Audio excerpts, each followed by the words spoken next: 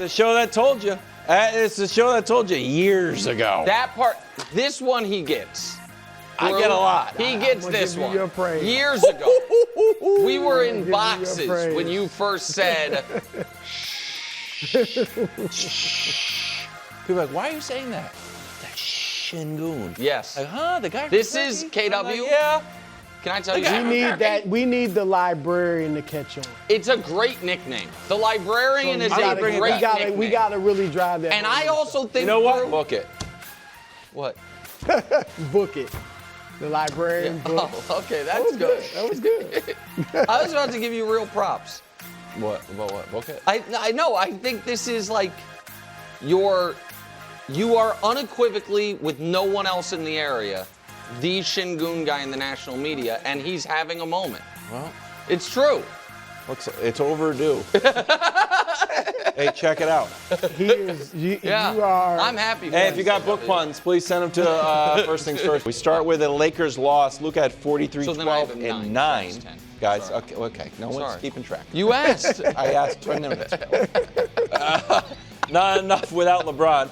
Now, the question we're going to ask is, what did you learn about this Lakers team? But wow, that was J.J. Redick on what he learned. That's for Magic. I went to the Lakers game last night and watched my Lakers get beat by the Warriors 119-109. Brew, what did you learn? I love Magic. Magic's the Magic best. is great. I did TV with Magic. Magic is great.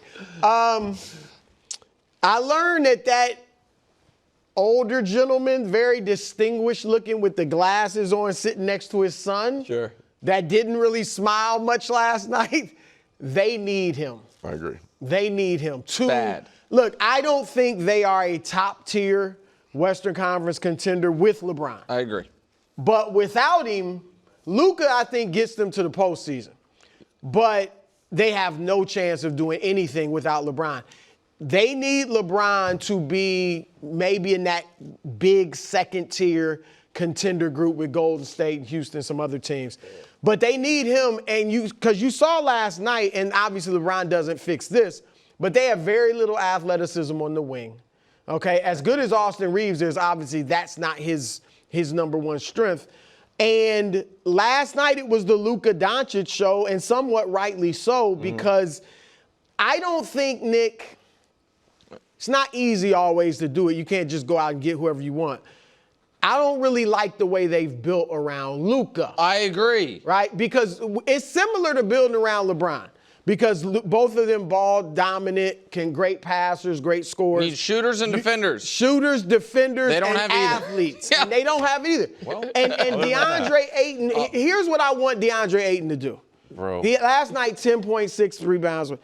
He likes to, like, on that pick and roll with Luka, hover around the foul line to get a little mid-range jumper, which he's good at. He's not a rim runner. Yeah, but he's got to needs to learn. be. Yes, I agree. He's got the athleticism. He's obviously got the size. Yeah. He needs to start running to the rim. They got to be working on that. Yes. I would set the pick a little lower and then, get to the rim and maybe get a lob. And that was his problem with Reeves, too. Yes. He wasn't, he and Reeves had a lot of turnovers in that situation. So, but it's the first game. Skinny Luka was fun to watch. No, Luka's great. Yeah, so first I want to say something that I'll be clowned for on the internet, but I don't care because I said it to Wilds and Brew off the air. I'm going to say it to the audience. I was sad LeBron didn't play. That's you're not gonna get clowned for No, that. well, okay, maybe not. fair. And it was because, as you kind of said, like you're going to try to, take in all of the opportunities as he is on his way, whether it's this year or next, out of the league. The reason I was sad was because he's never missed a big game, ever. He has played, his teams have played in, going into last night, 332 combined playoff games, opening nights, and Christmas days. And LeBron has been there for 332 of them. Last night was the first one ever that it was like a big signature league moment that he couldn't play in. And that bummed me out. And then it also bummed me out because I watched the Lakers and I was like, you know what they need when LeBron comes back? For him to be their best perimeter defender. Right. And that is a bad tall to plan. ask. Yeah. That's a pretty tall ask too much of a guy who's turning 41, who's in year 23. But aside from Vanderbilt, he is the guy best equipped. God love Marcus Smart. He's not that. He can be that for a couple minutes a night. Like, he can't be a big part of your plan. And that is the frustration, because they are in the age of pace and space, Wilds. Yeah. They aren't a great shooting roster. Yeah. And they're not a great defensive roster. And so I do think LeBron, I think LeBron is currently, I think he was underrated after last season, where he was 6th in MVP and second team All-NBA going into this year, what he can still do when he plays. But I don't think getting LeBron back fixes what are real problems with that roster, particularly when you watched the next game, or the earlier game, and you saw, wait, does Oklahoma City have 8 guys, all of whom would be the best defensive player on the Lakers? Oh. Do they have 8 guys, all of whom would be the Lakers' best defender? And quickly, Luka did put forth effort on the defensive end last night. Yes, but he's not, but that's not where I'm not saying that answers the problem. I'm just making a statement. He lost weight. That's part of why. So he could be better defensively, so I give him credit. A little side anecdote to your things. Luka and LeBron have only played 28 games together. Yeah. Still weird. They host Anthony Edwards on Friday. That could be Luka does, too. On the other side of the ball, Steph had 23. Jimmy put up 31 to get the Warriors to 1-0. Brew, you famously coined S-Bob, Super Bowl or bust, and then as a side hustle, you also got LeBob, Larry O'Brien, or LeBob. LeBob. Got extra O in there. Yeah. Or the Warriors officially Larry LeBob. They are absolutely LeBob. No, I mean, first of all, what else could they be? We are missing an hold O. on. We are missing an O. Yeah. Steph is 30. LeBob. Sorry about that. Go ahead. Steph is 37. Draymond's 35. Jimmy Butler's 36. Al Horford's 39. They could be a 10-win team and be S-Bob, L-Bob, LeBob. Whatever. Because, I mean, as Apollo Creed said to Rocky, there is no tomorrow. All right? You are trying to win now because these dudes are so old. And look, they are 27-8 when Butler, Draymond, and Steph play together. The question, though, is the health. Yes. If I was convinced those three were going to play together in the playoffs, the bulk of the season, and be fine in the playoffs, I think OKC, Denver, and Minnesota, I'll throw them in there, are the top tier. Oh, you're in the leaving a West. team out to me. Houston. I think Houston, and I put Houston in the next tier with Golden State and the Clippers, like that whole jumble of teams. So I agree with what you're saying, but I downgrade them a touch further because I think you're going Golden to State? because I think it is because of the health. Well, it's unlikely when you look at their history that you are not getting 75 games from Jimmy Butler. I think they'd sign up right now for 60 from Jimmy Butler. He's not playing more than 60. Right. And so it's not like, anybody can get hurt. Jimmy's not going to play the whole time. I do expect Steph to play most of the games. I know he's dealt with injuries as well. But I just don't think they have the horses. And they do not have as flawed of a roster construction as the Lakers do. No. But they don't have a Luka. And as great as Steph is, one of the greatest players of all time, I do not feel Steph can single-handedly will a team to winning on a night-to-night basis the way Luka can at this point of his career because he's 10 years older than him. And that's not a knock on Steph. Bigger. That's just, right, Luka's just bigger and in his prime. What they got last night is what they need, which is someone other than Steph led them in scoring. When that happens, this team historically, anyone else leads them, they post in this That's little without era. AD. Well, yeah, and it's the last 3 years, really. Yeah. They win more because Steph is still going to, and that's, by the way, not counting games Steph was out of. Makes sense. That means he got real help. So I would set it, Brew, as OKC. I have Denver and Houston by themselves in the next group. And then Minnesota and the Spurs before I get to the Spurs. Golden State? Yeah. The Spurs to me are a big question, because if Wemby takes this giant leap and then it's like, oh, they have a top 5 player, then that to me vaults them ahead of some of these other teams. I don't know where to put the Lakers until we see how long LeBron's going to be out, but I put the Warriors and the Clippers and the Lakers, the 3 old teams, and the Lakers aren't that old, but they have the oldest player in the league, and he's super important to them, are in that same bucket, and I don't know how those teams are going to win 4 rounds. The Lakers' hope is that Luka just goes crazy because we've seen him do it, but... If I had to pick a dark horse in the West to come out, and I don't think they will, but if I had to pick a dark horse, it'd be Golden State. But by dark horse, I think the one thing there... But I think they've got the 8th best odds to win the title. I mean, to win the title, to win the whole thing. In the West, I think they have the 4th I think they're a very good team. I've said this for years. I think they still need more size. I mean, like they're starting. You think they'd be interested in DeAndre Ayton? He'd be good for them. He'd be good for them. You've been singing this song for years. As long as you've been Golden State, I know you're right. Kevon Looney was good for them. Andrew Bogut was good for them. They could use a DeAndre Ayton. They could do something with him. They don't seem to think they need size. No. This has been the last 5-6 years. They got Quentin Post. Yeah. Who played something. Well, I mean, and they did bring in Horford but he's 39. Right. Kevin Durant made his Rockets debut back in OKC. He ended the night with 23, but fouled SGA in double OT that sealed the game for the champs. It was a 1-point loss to the champs. Last night, guess who made the leap too? 39-11-7. And a lot of the offense at the clutch time was running through Şengün. Should Rockets fans be optimistic? He was the point guard for a lot of Well, here's what I'll say was a revelation to me last night. The bottom row on that, which is Şengün from 3. If he has added, okay. He must have, because he didn't even take a lot of threes in the And past. we can show Şengün's 3-point numbers. But he wouldn't even shoot In them. his career, he's averaged a little more than 1 a game. Yep. Last night he made 5. He took must have added 8. it. And so just his willingness to shoot them will open things up for them. There were times in the playoffs last year he didn't seem to want to shoot an 18-footer. You know what I mean? When they were off. He was not a jump shooter at all. No, or an outside shooter. And so if that to me would make you optimistic. I watched last night. I was retroactively bummed about Fred VanVleet's injury. And it felt like, man, would the Spurs trade them one of their extra point guards? Are they That'd a be team? Like what Mike Tomlin said. Right. Well, yeah, Don't help them out.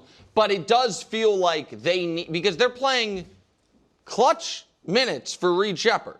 And listen, it's his first game after not playing last year against that team. That's a tough ask.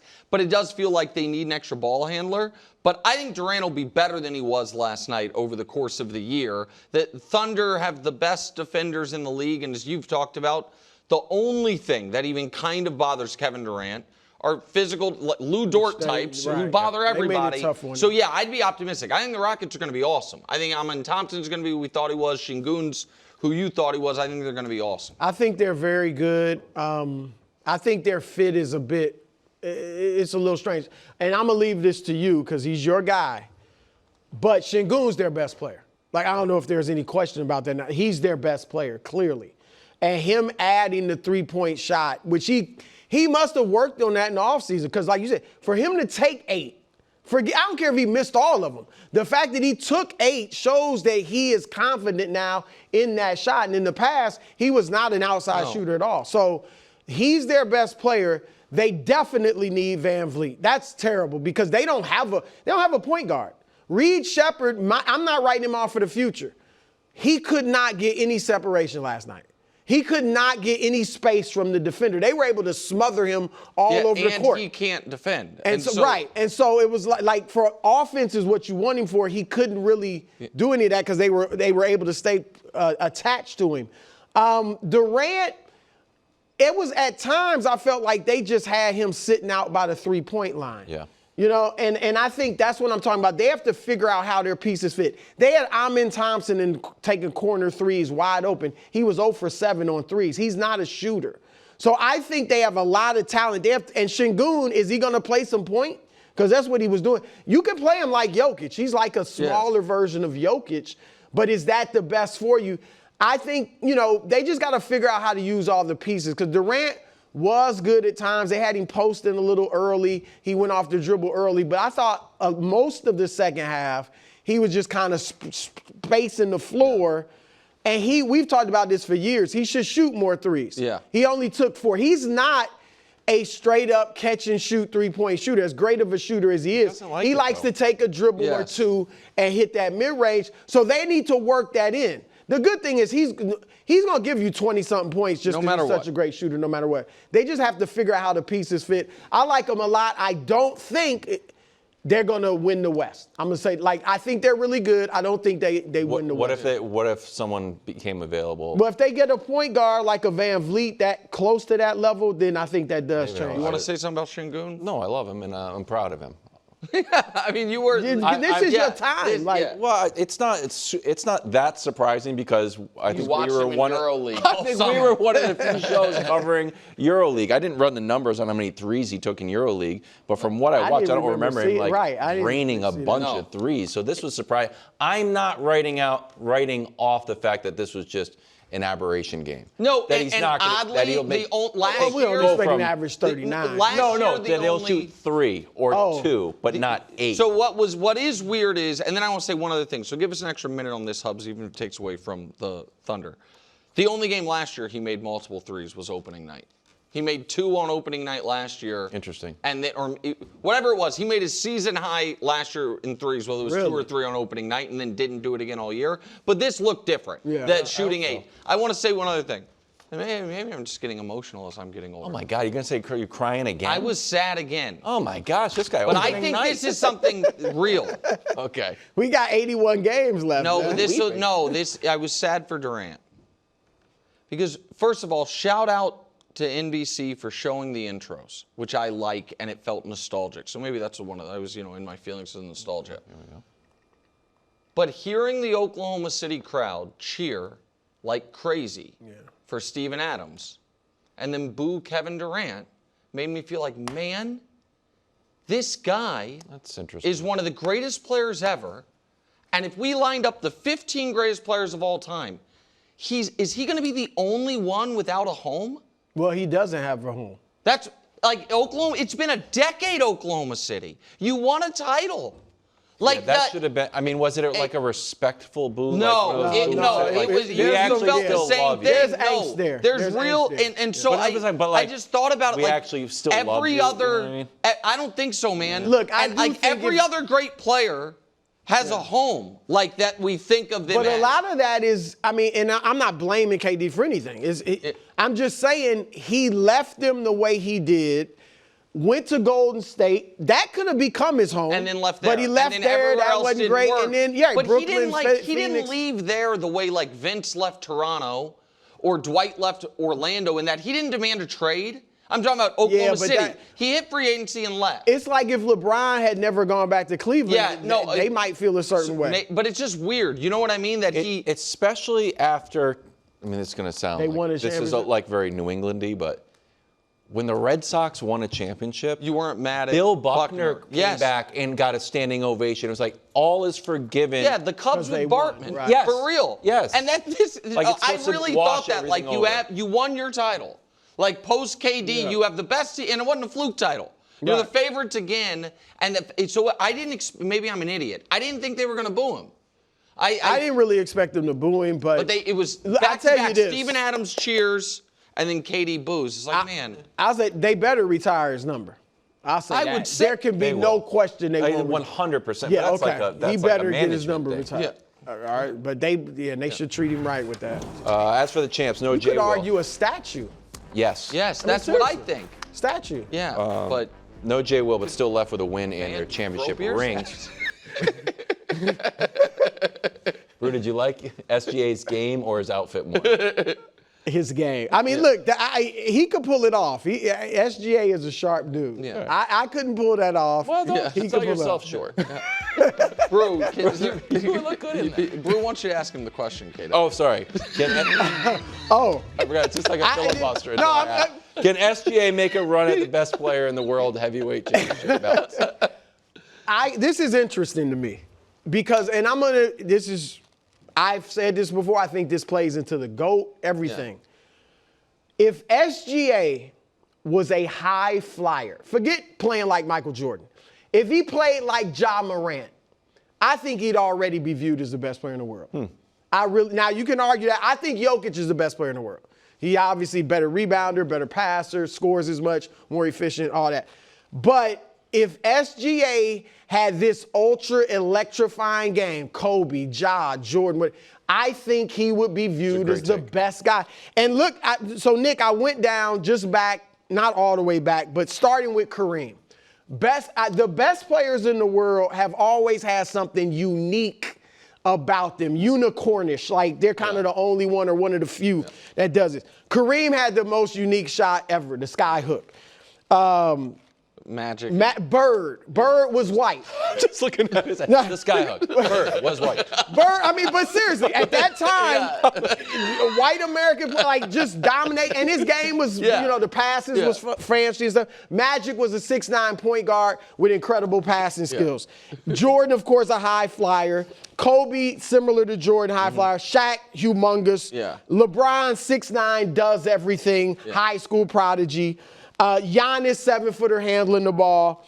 Jokic, point center.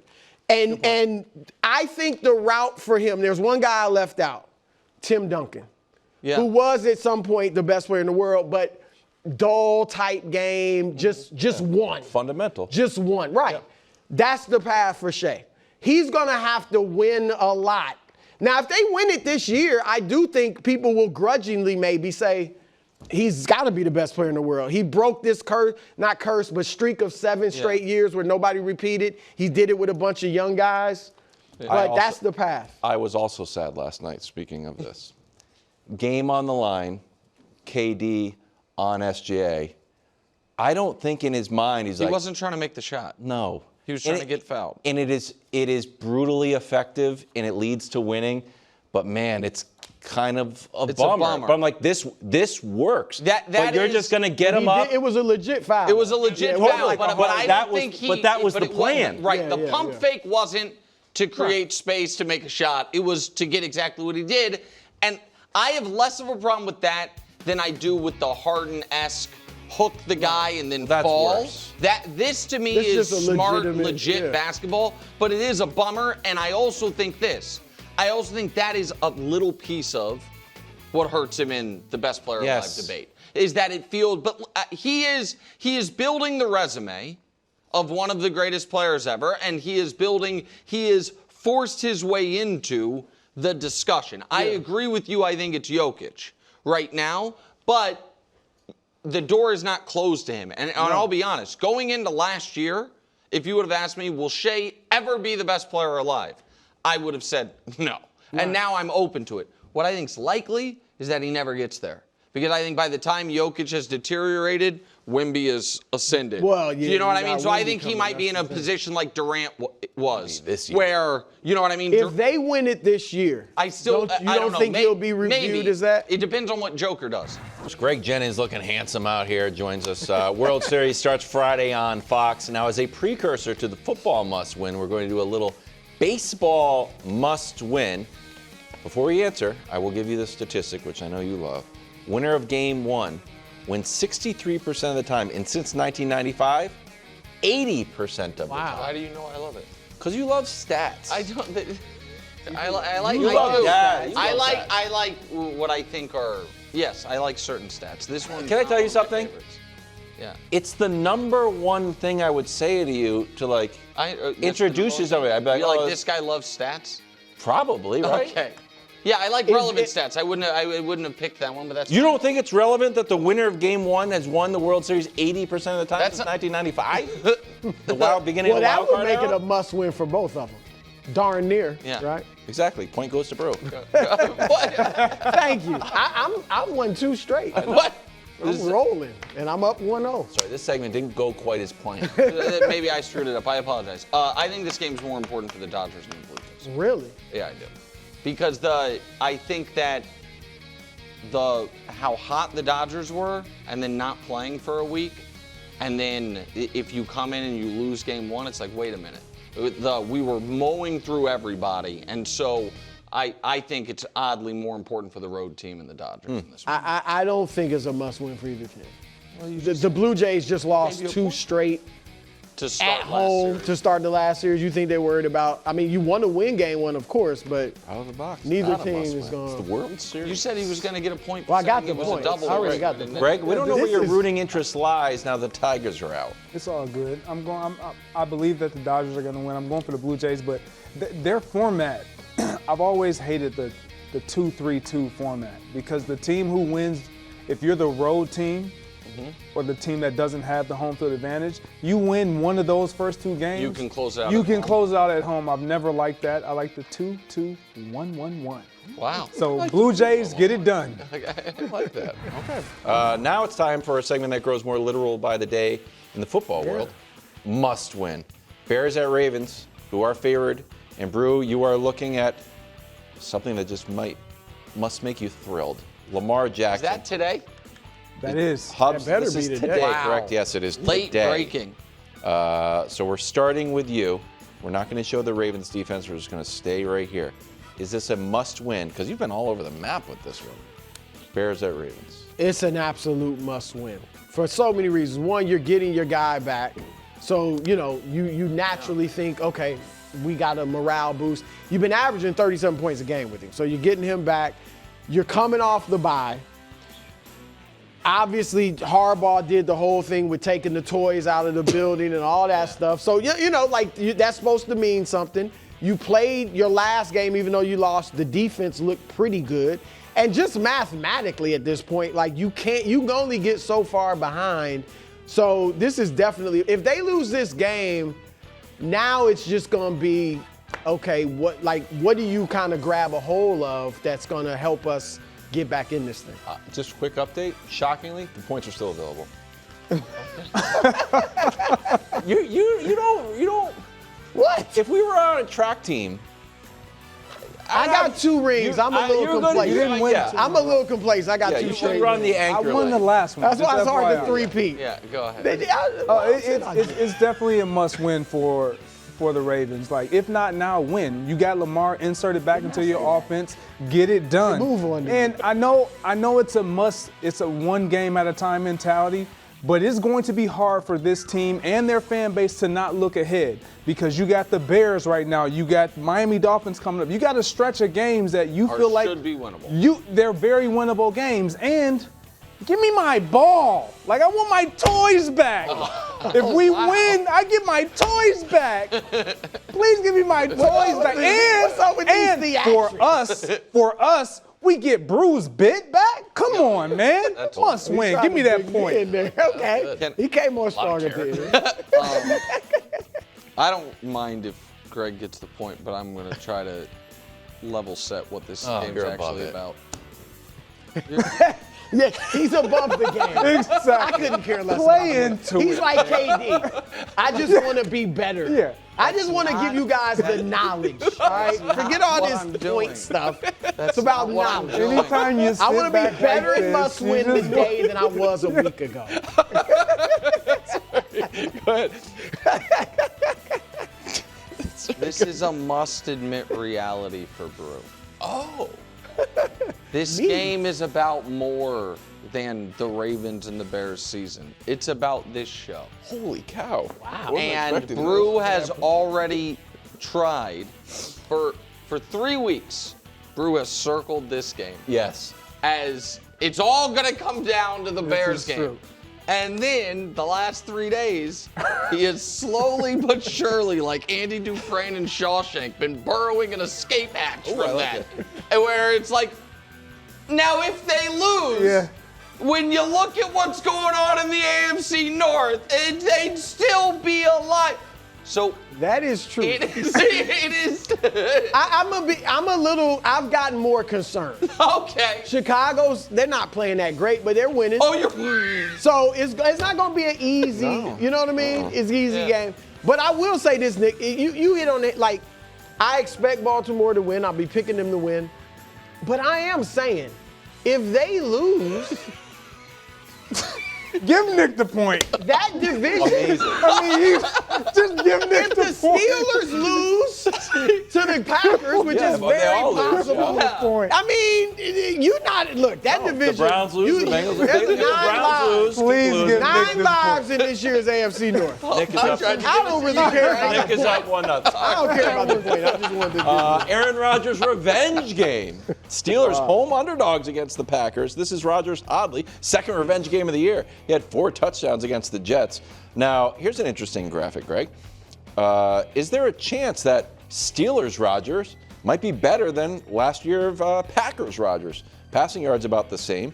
Touchdown. He's got 14 touchdowns, only 5 interceptions, so that would track for more. And a passer rating slightly better. So, is this a must-win for Aaron Rodgers? Yeah, look, we're going to just be honest about it. This is, let's stick it to the Packers for Aaron Rodgers. Like, this is absolutely a must-win for Aaron Rodgers. He wants to get back. Anytime you are going to be hosting the team that really ushered you out and drafted another player that is going to be playing, and he's been playing at a high level, regardless of how we feel about it, that player being Jordan Love, coming into your space where you're at the top of that division, you're playing decent as a quarterback, you've kind of resurged that franchise, you got to win.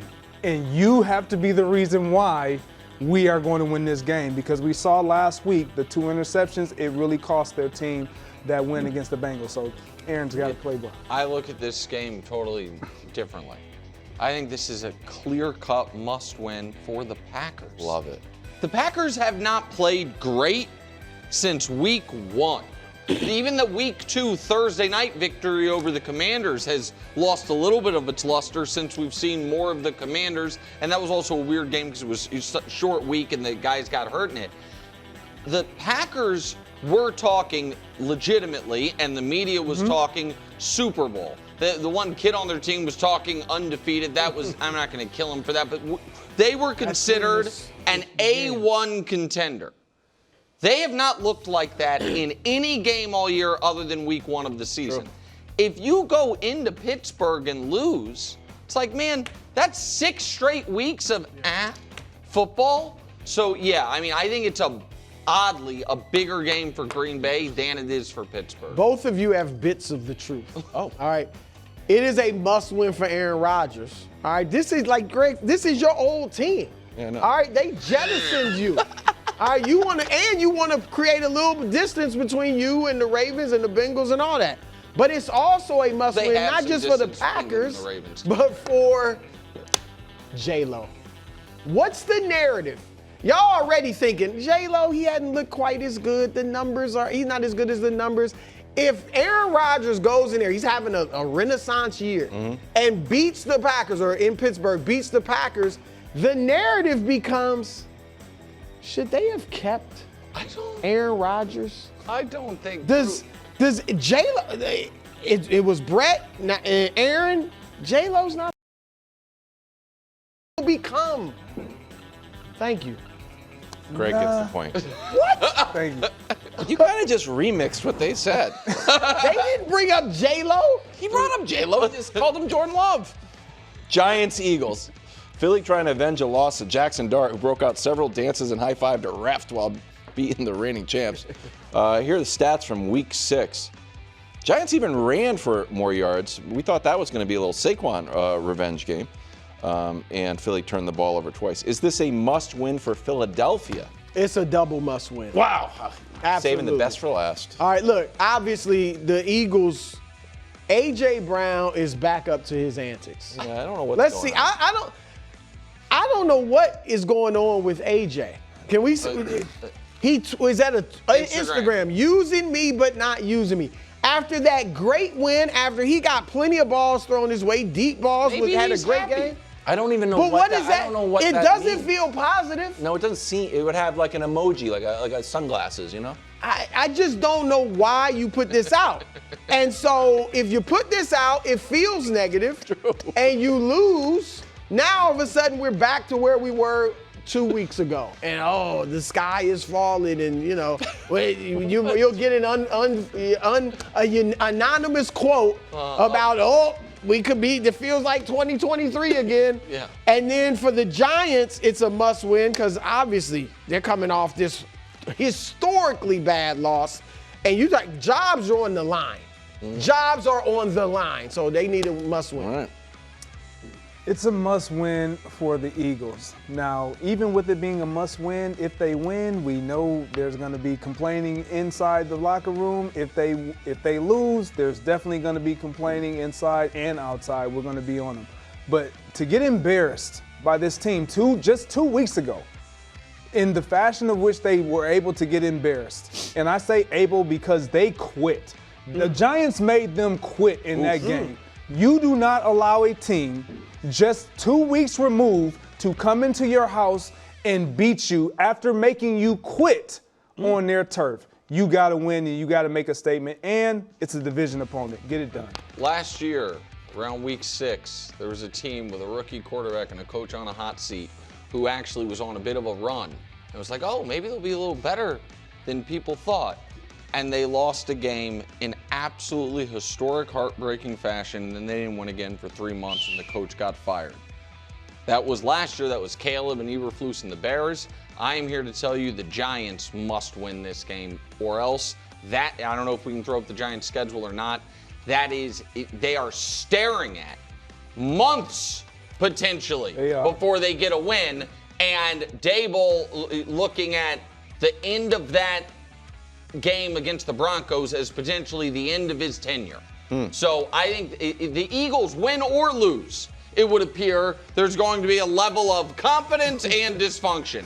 The Giants could really, that could be the moment of their season. They have to win. Wow. Believe it or not, Nick has taken home his first victory. Hey, that was good. I actually won week 2. Second victory of the year. That was good. Congratulations. Thanks, guys. Thanks for watching. Subscribe here to get more from the show and to check out clips from other shows on FS1.